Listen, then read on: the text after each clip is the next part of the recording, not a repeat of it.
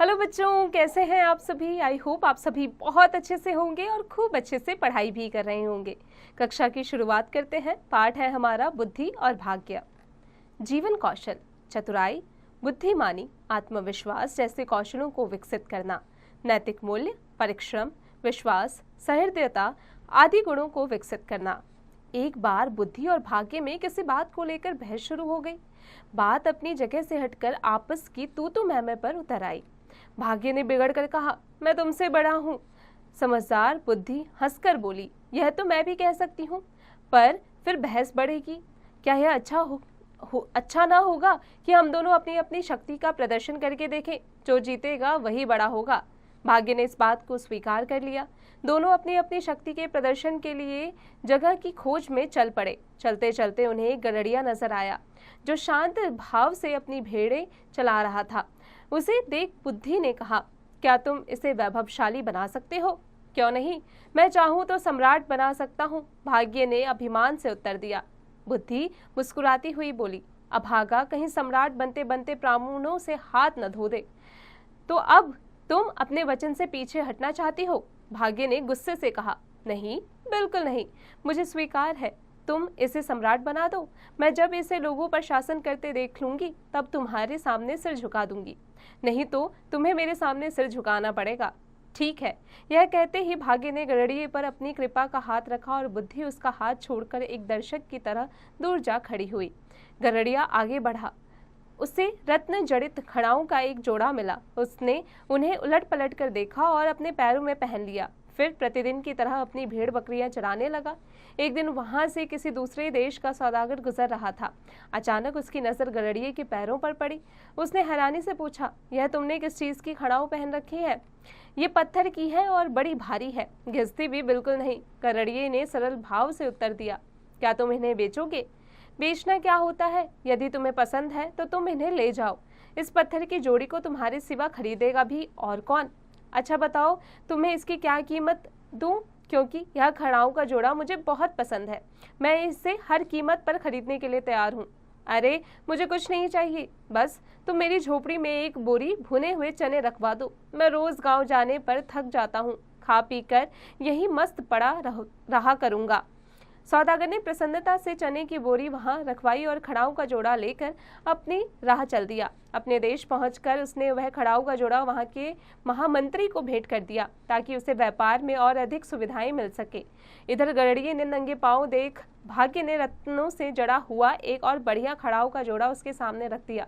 गड़रिया उसे भी पहनकर अपनी भेड़ बकरियां चराने लगा। कुछ दिन बाद वही सौदागर उधर से फिर गुजरा। रत्नों से जड़ा हुआ खड़ाऊ का जोड़ा उसके पैरों में देख आश्चर्यचकित रह गया और मन ही मन सोचने लगा, इस गड़रिये पर भाग्य की अपार कृपा दिखती है। उसने गड़रिये से कहा, तुम्हें ऐसी बढ़िया खड़ाऊ मिल कहां से जाती है? अपने आप न जाने कौन आकर इन्हें मेरी राह में रख जाता है। मैं तो बस इन्हें पैरों में पहन लेता हूँ। गड़रिये ने सरलता से उत्तर दिया, क्या तुम इन्हें भी बेचोगे?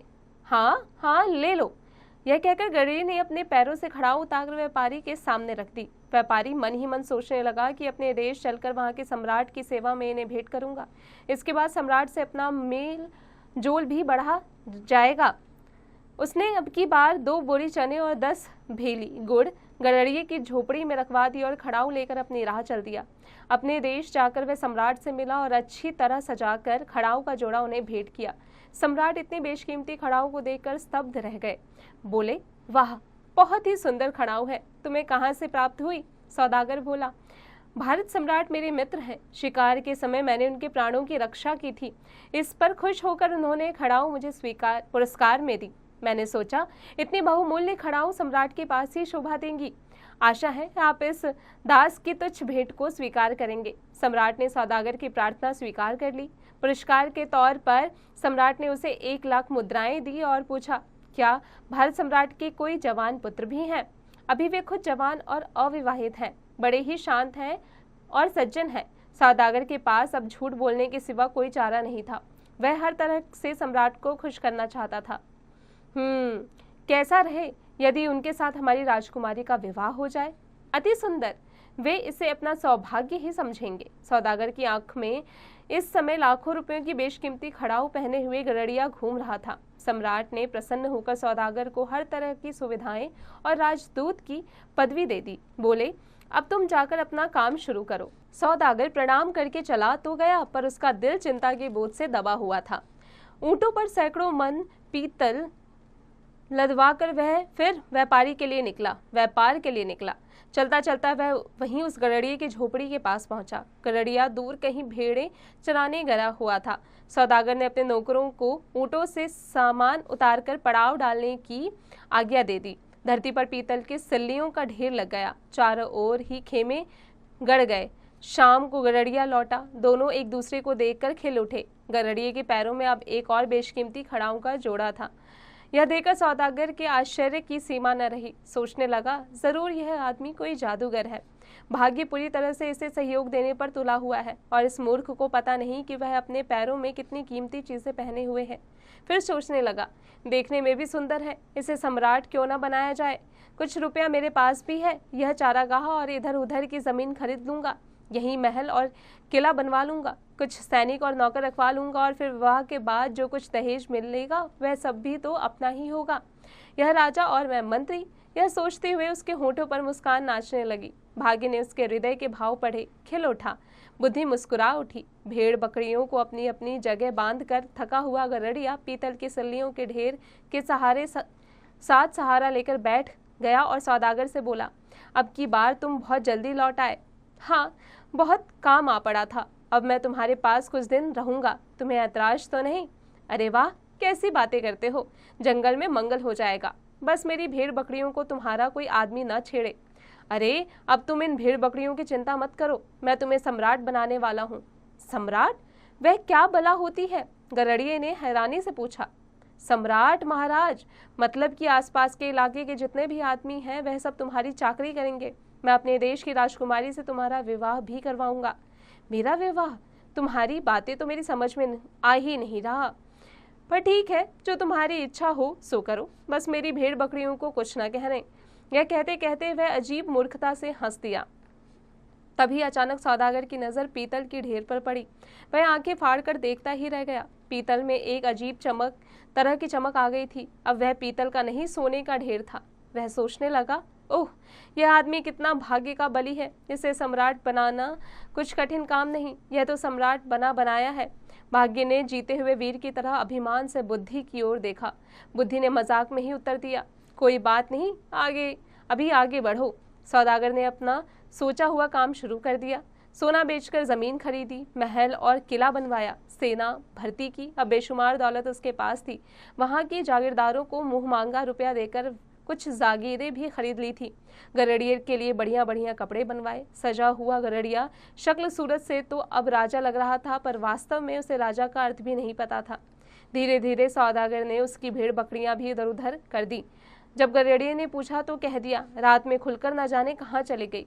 गरड़िया सबके सामने ही बहुत रोया, चीखा चिल्लाया। सौदागर खींच उठा, अजीब मूर्ख से पाला पड़ा है, बुद्धि तो उसे छूकर तक नहीं गई। वह गरड़िए से कड़क कर बोला, खबरदार, जो आगे से किसी के सामने चीखे चिल्लाए, जो बात कहनी हो मेरे कान में आकर कहो। यह देख ताना मारते हुए बुद्धि ने भाग्य से कहा, देख रहे हो तुम्हारे सम्राट की क्या दशा हो रही है। भाग्य बोला, बुजुर्ग को कहने का अधिकार है। बुद्धि हंस दी। इधर सौदागर ने अपने महाराज को विवाह की सूचना भेज दी थी। बात पक्की हो गई, विवाह का दिन भी तय हो गया। समय पर सौदागर गरड़िए को दूल्हा बनाकर शाही बारात सजाकर विवाह के लिए निकला। बारात का ठाठ देखते ही बनता था। हाथी, घोड़े और रथों की बहुत ही लंबी कतार थी। दूल्हे के साथ सौदागर हाथी पर बैठकर आगे आगे चल रहा था। उससे आगे शहनाई बजती जा रही थी। लड़की वालों ने भी जोरदार स्वागत किया, पर यह सब देख गरड़िया बहुत परेशान था। उसने सौदागर के कान में कहा, ये लोग क्यों आए हैं? कहीं मुझे पकड़ने तो नहीं आए? कहीं मेरी भेड़ बकरियां तो इनके खेत में चरने को नहीं चली गई थी? स्वागत करने वाले में से महामंत्री ने सौदागर से पूछा, क्या सम्राट ने कुछ हमारे लिए आदेश दिया है? सौदागर ने कहा, हाँ, हमारे सम्राट का कहना है कि स्वागत में आए हुए प्रत्येक आदमी को 10-10 सोने की मोहरें इनाम में दी जाए। चारों ओर गरड़िया सम्राट की जय के नारे गूंज उठे। भाग्य ने अट्टहास लगाते हुए बुद्धि की ओर देखा। बुद्धि शांत भाव से बोली, पर यह सब तो सौदागर की मेहरबानी से हुआ है ना, क्योंकि मैंने सौदागर का साथ नहीं छोड़ा।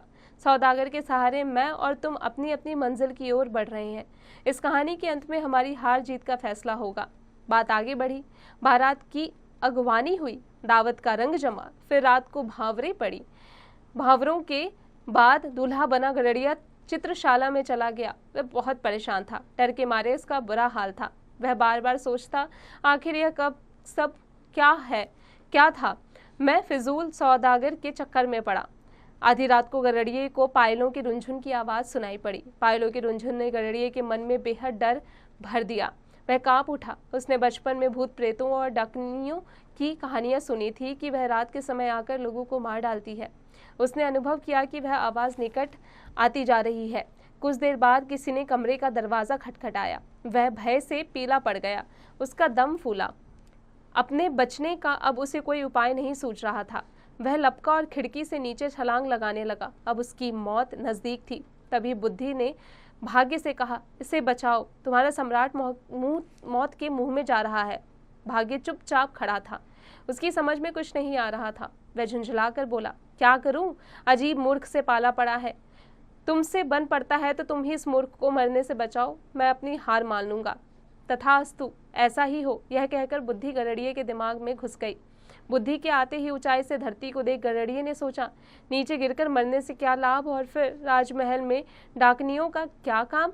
तभी वह खिड़की को छोड़कर कमरे में लौट आया। फिर उसे ध्यान आया, जिसके साथ रात को मेरी भावरे पड़ी थी, उसके पैरों से भी ऐसी ही आवाज़ें आ रही थी। हो सकता है मेरी दुल्हन ही मुझसे मिलने आई हो। ओह, मैं भी कैसी मूर्खता करने जा रहा था। धीरे धीरे सारी कहानी उसके दिमाग में घूमने लगी।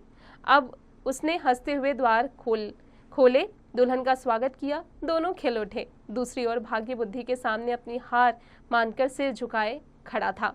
ये एक लोक कथा है। बच्चों, अब आ जाते हैं इसके अभ्यास कार्य पर। उम्मीद है कक्षा में पढ़ाई गई हर एक बात आपको अच्छे से समझ में आ गई होगी। बच्चों, अब आप इसका अभ्यास कार्य स्वयं कीजिएगा।